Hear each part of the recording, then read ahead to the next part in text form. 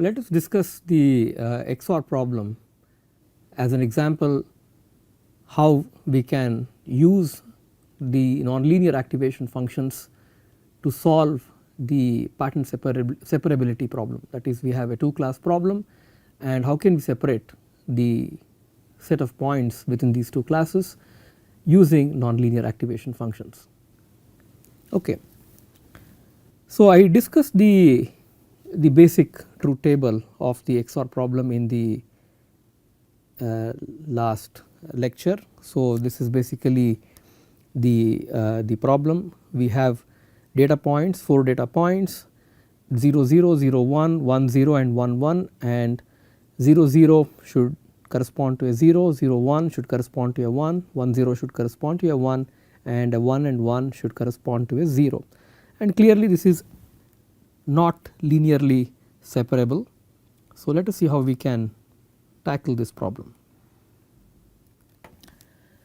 So, what we do is we start with a hidden layer comprising of 2 neurons, and we start with weights, synaptic weights that connect the inputs to the hidden neurons, and they are fully connected, and then we have synaptic weights that connect the hidden neurons to the output neuron. So, neuron 3 here is my output neuron, neuron 2 and neuron 1 are my hidden neurons, and x1 and x2 are my inputs. Okay. So, this is my input layer, this is my hidden layer in the middle, and then I have my output layer. To make things simple, I initialize all the synaptic weights that connect the inputs to the hidden neurons to be 1. So, just observe this carefully.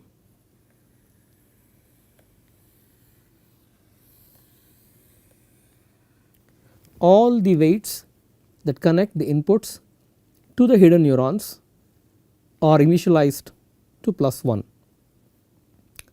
We need to have 2 biases, and I will choose bias B1 to be -half for neuron 1 and bias B2 to be -1.5 for neuron 2.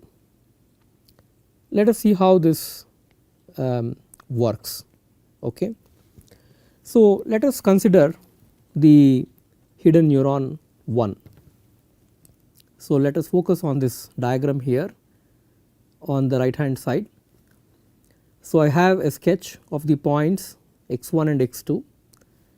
Now, I need to have an activation function for the neurons, and I assume this to be a Heaviside function given by phi of x to be 1 for x to be greater than 0 and 0 else. So, for value of x which is equal to 0 it is 0, and if it is negative it is default 0, and if it is positive it is 1. Now, let us delve slightly into the details. Now, we have these 4 points here, right. Now, at this node, that is for neuron 1, I have x1 times +1 and x2 times +1, and it is going to be summed, and then I have to have this bias -0.5, and then I do the Heaviside function there. So, it is going to be x1 plus x2 minus 0.5, and phi of this x1 plus x2 minus 0.5, if it is positive, if it is greater than 0 it is 1, otherwise it is 0. So, this is the meaning of this equation here, right. So, pay attention to this boxed equation that I have here, which is x1 plus x2 minus 0.5. If it is greater than 0 it is 1, if it is less than or equal to 0 it is 0. Similarly, for the neuron 2, which is the hidden neuron, I have x1 which is scaled by plus 1, I have x2 that is scaled by plus 1, and I have a bias which is minus 1.5. So, I take x1 plus x2 minus 1.5 and I apply a Heaviside function on this. So, this is given by this boxed item that I have here, and phi of x1 plus x2 minus 1.5 is evaluated, and if this result is positive it becomes a 1, it is 0 otherwise. And these can be visualized through hyperplanes, right. I just have to sketch x1 plus x2 minus 0.5 and x1 plus x2 minus 1.5, and for the first case it is a hyperplane like this, and in the second case it is a hyperplane like this. Okay. And then if you carefully observe, the first hyperplane gives a 0, or it separates the point 0 0 with other points. That means it is giving a result 0 for the data point 0 comma 0, and for all the other data points it is going to be 1. Similarly, if you think about the hidden neuron, for the data point 1 comma 1 it gives you an output which is plus 1, and for all the other data points it gives a value which is 0. Now you may wonder, how can I get another neuron that fuses the outputs of the hidden neuron 1 and hidden neuron 2. So, for this what we do is we take the functional signals y1 and y2 from neurons 1 and 2 respectively, and then we have the synaptic weights that connect these hidden neurons to the output neuron, and there is also a bias on the output neuron, and we combine them in some way that we can get the desired result that we want. So, what I do is the following. So, I combine these two hyperplanes, that is from the output of neuron 1 and neuron 2. So, what I get is this activation function, right, activation function which acts on the local receptor field, which is y1 scaled by plus 1 and y2 scaled by minus 1. So, I sum that up, I have a bias minus 0.5, and then when I do the activation on this local receptor field, which is y1 minus y2 minus 0.5. So, I get the output 1 for data points 1 comma 0 and 0 comma 1, and for the other two data points I get 0. So, this is cleverly combined, and carefully observe the negative sign that I have here. Okay. Now, this gives us a sort of a feel how we can sort of build networks that solve higher variable XOR problems, that is multivariable XOR problem, right. So, the goal would be to start with synapses between inputs and the hidden neurons, and for the sake of simplicity we assume them to be all plus 1, and then cleverly we adjust the synaptic weights between the hidden layer and the output neuron in such a way that we can get the desired pattern separability, which is not possible otherwise by using perceptrons. Okay. So, we will extend this to the case for the 3 variable problem, and then we will see how that works. Okay, having gotten the intuition for the 2 variable case, let us consider the 3 variable XOR problem. Okay. So, the 3 variable XOR problem is pretty straightforward extension of the 2 variable case. So, we have y which is a Boolean output, which is x1 XOR x2 XOR x3. So, all these x variables x1, x2 and x3 are all Boolean variables. We form a truth table. So, we separate all the odd parities with respect to the even parities, right. For the 3 tuples 0 0 0, 1 0 1, 1 1 0, 0 1 1, we get the output is 0, and for the 3 tuples 0 0 1, 1 0 0, 0 1 0 and 1 1 1, we get the Boolean output 1 corresponding to odd parity. So, this is the classification problem. All those which are even parity should be a certain class, and all those that are odd parity should be another class. Now, it would be helpful if we can sketch the points in the 3-dimensional space, right. This is a sketch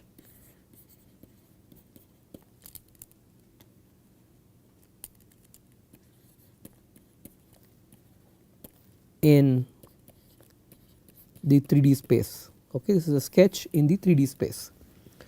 Now, I put the points in this 3D space. All the x corresponds to odd parity and all the circles correspond to even parity. So, I will make it bold circle corresponding to these points. So, clearly we can see this is a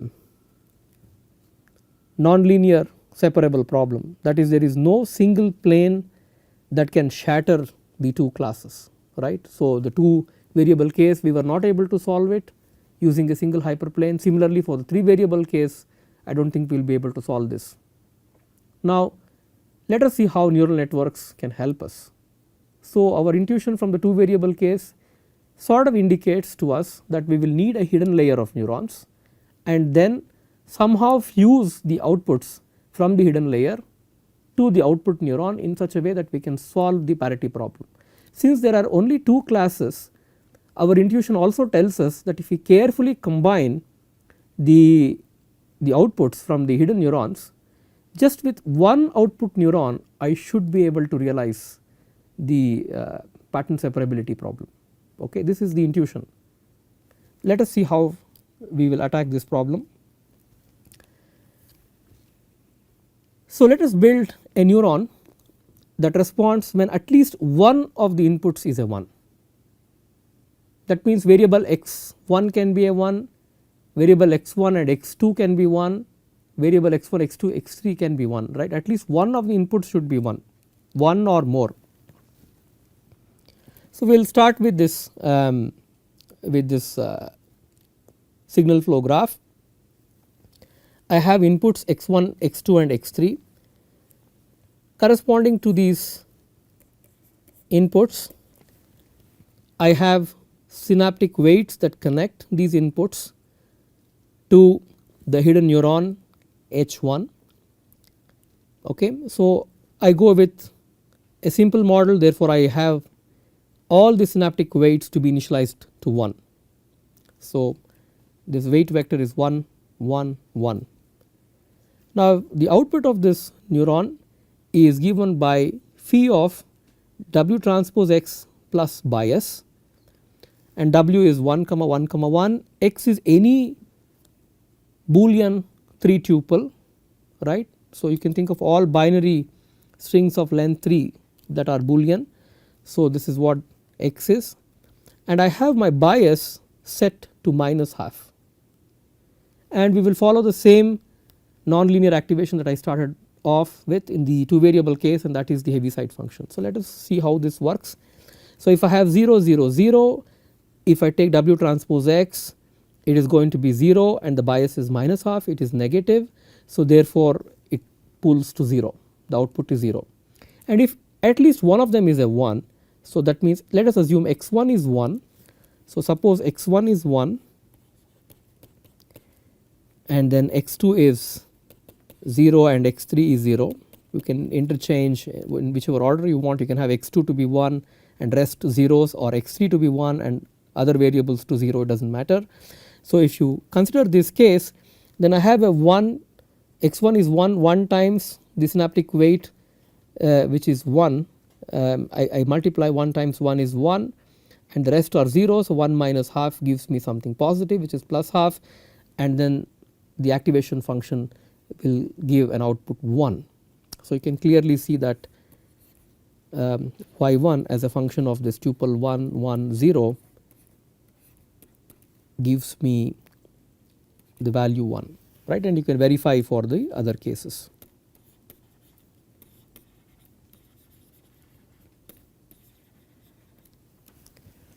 Now we have gotten a feel. Now our goal would be to start with a neuron that responds to at least one of the inputs to be a 1, then we will complicate this to construct a neuron that responds when at least 2 of the inputs are 1, so on and so forth, and in the process we get a feel how to get the required function signals that we want, right. Now let us start building a neuron that activates when at least 2 inputs are 1.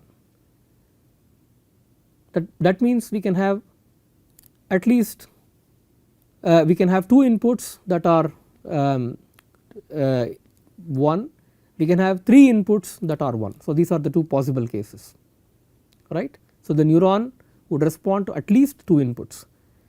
Now let us see how we can adjust the bias. This is very important.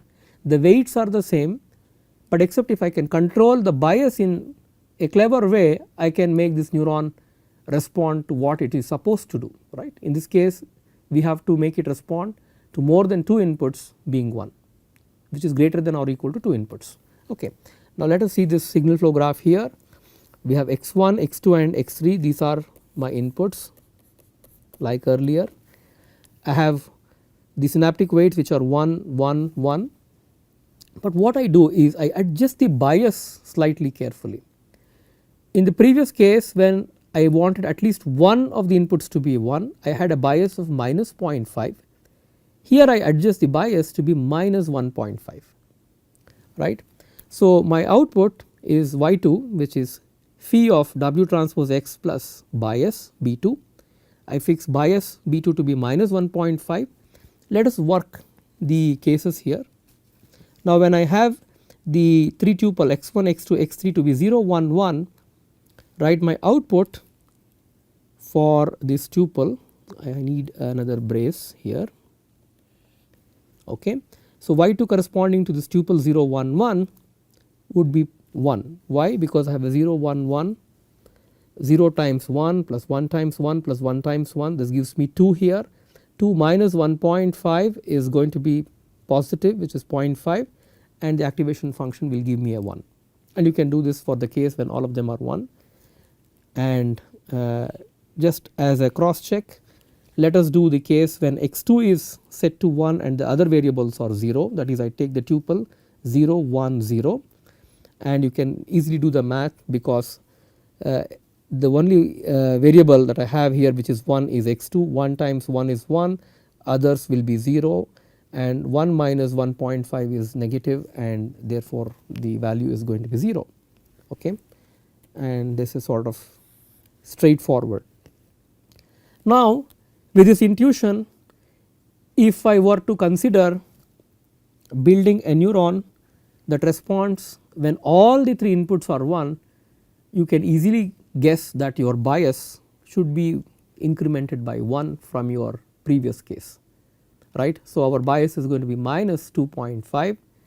Same idea, the functional signal y3 is the activation function over the local receptor field, which is W transpose x plus bias, and this bias is chosen to be minus 2.5, and let us verify this.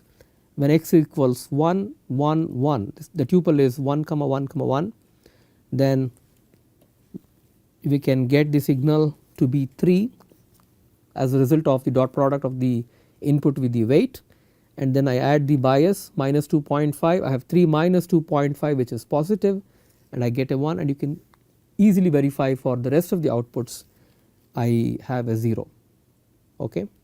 So, for rest of the inputs I have an output which is 0. Okay, this is straightforward.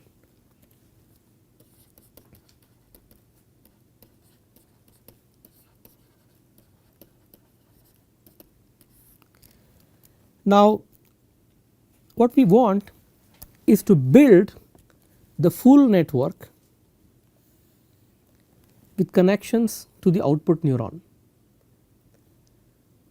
Now, what we have to do is we need to connect the function signals from the hidden neurons to the output neuron. Let us see how we can do this. So, we have 3 synaptic weights that connect the function signals y1, y2 and y3 from the hidden neurons to the output neuron. So, the synaptic weights are carefully chosen, because we have solved for the synaptic weights between the input and the hidden layer. We have tackled that. All we have to do is adjust the synaptic weights in the layer that connects from the hidden neuron, from the hidden layer to the output neuron. In this case it is a single output neuron, because it is a binary classification problem. Now, so I have a situation where the hidden neuron H1 corresponds to the case when it is greater than or equal to 1 inputs are active. Hidden neuron H2 corresponds to the case when at least 2 inputs are active, and hidden neuron H3 corresponds to the case when all the 3 inputs are active. Now, if I form a 3 tuple from the outputs of the hidden neurons, that is, if I have a neuron which responds to at least 1 input that is active and the other 2 neurons do not respond,